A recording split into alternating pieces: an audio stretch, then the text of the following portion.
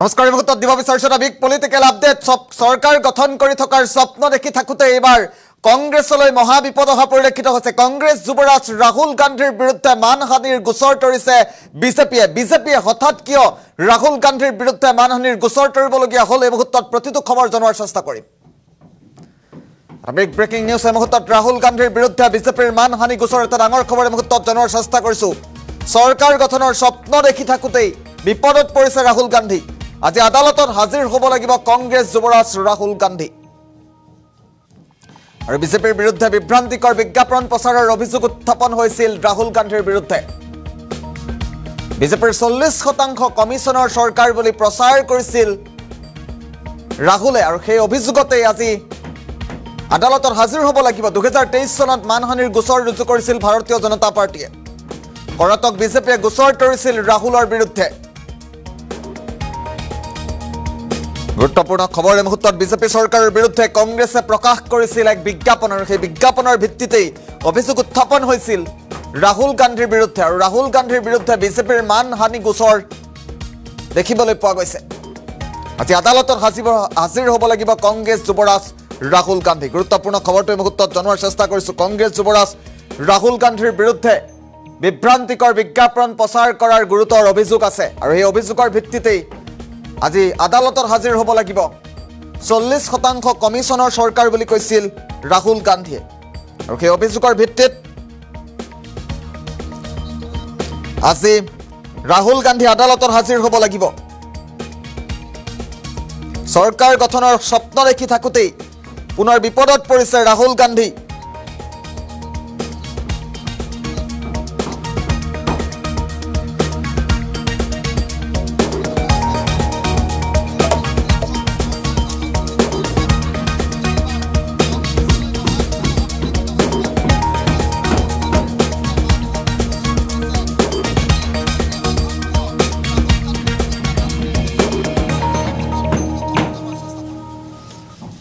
পুনৰবাৰ জনাইছো এটা গুৰুত্বপূৰ্ণ খবৰ আজি আদালতত হাজিৰ হ'ব লাগিব কংগ্ৰেছ যুৱৰাজ ৰাহুল গান্ধী পুনৰবাৰ উল্লেখ কৰিব বিচাৰিছো ডাঙৰ খবৰ মোদী চৰকাৰ গঠনৰ পূৰ্বে মহা বিপদত পৰিছে কংগ্ৰেছ যুৱৰাজ ৰাহুল গান্ধী মানহানিৰ গোচৰত আজি আদালতত হাজিৰ হ'ব লাগিব ৰাহুল বিজেপিক 40% কমিছনৰ চৰকাৰ বুলি প্ৰচাৰ কৰাৰ অভিযোগ আছে ৰাহুলৰ বিৰুদ্ধে আৰু 2023 চনত মানহানিৰ গোচৰ ৰুজু কৰিছিল বিজেপিয়ে আৰু সেই অভিযোগৰ ভিত্তিতেই আজি আদালতত হাজিৰ হ'ব লাগিব ৰাহুল গান্ধী 2023 চনত মানহানিৰ গোচৰ ৰুজু কৰিছিল বিজেপিয়ে আৰু সেই গোচৰৰ ভিত্তিত কৰ্ণাটক বিজেপিৰ তৰফৰ পৰা যি গোচৰ তৰা হৈছিল সেই গোচৰৰ ভিত্তিত আজি আদালতত হাজিৰ হ'ব লাগিব ৰাহুল গান্ধী ইতিমধ্যে 11 বাজি গৈছে 11 বজাৰ লগে লগে এনডিএৰ মিত্ৰজোঁটৰ গুৰুত্বপূৰ্ণ বৈঠক আৰম্ভ হৈছে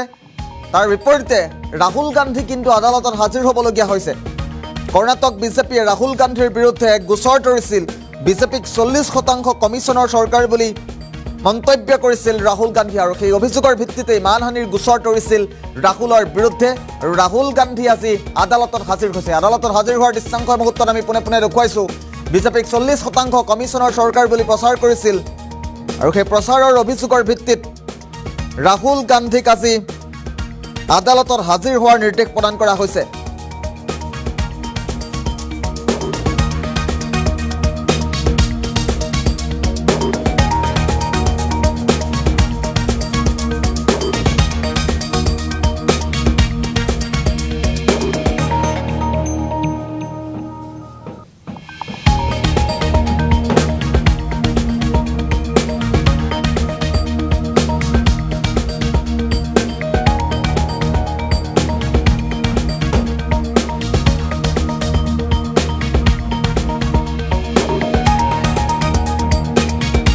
আটাইতকৈ গুৰুত্বপূৰ্ণ খবৰ পুনৰবাৰ উল্লেখ কৰিছো কংগ্ৰেছ যুৱৰাজ ৰাহুল গান্ধী আজি আদালতত হাজিৰ হ'ব লাগিব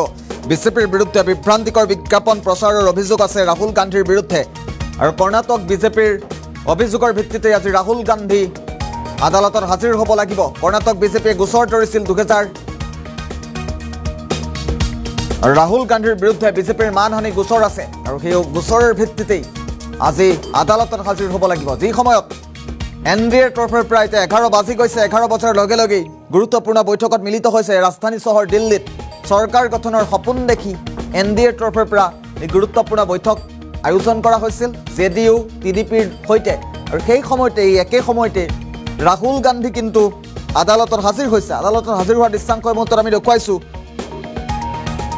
ৰাহুল গান্ধীৰ বিৰুদ্ধে মানহানিৰ গোচৰ দিছে ভাৰতীয় জনতা পাৰ্টিয়ে কৰ্ণাটক বিজেপিৰ তৰফৰ পৰা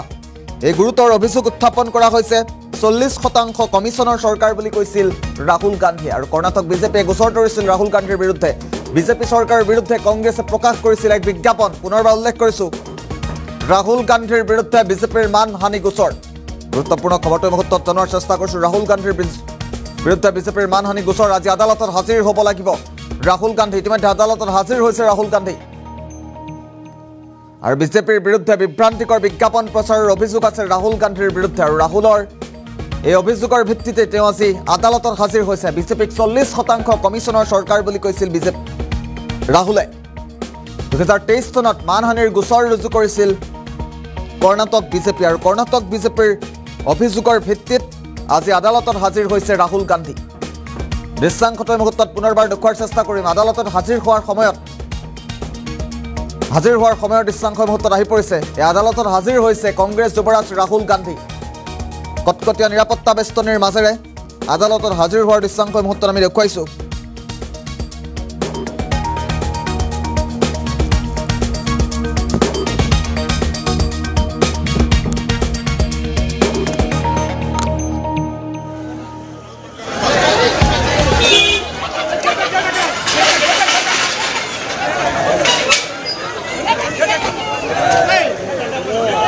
मಣ್ಣು ಸಿಕ್ಕಿದೆ ಅದೇ ಕಾಣಕ್ಕೆ ಕೈ ಮಾಡ್ತಾರೆ ನೋಡಿ ಕೈ ಮಾಡಿ ಆ ಕಡೆ ತಲೆ ಬಸ್ಸಿದೆ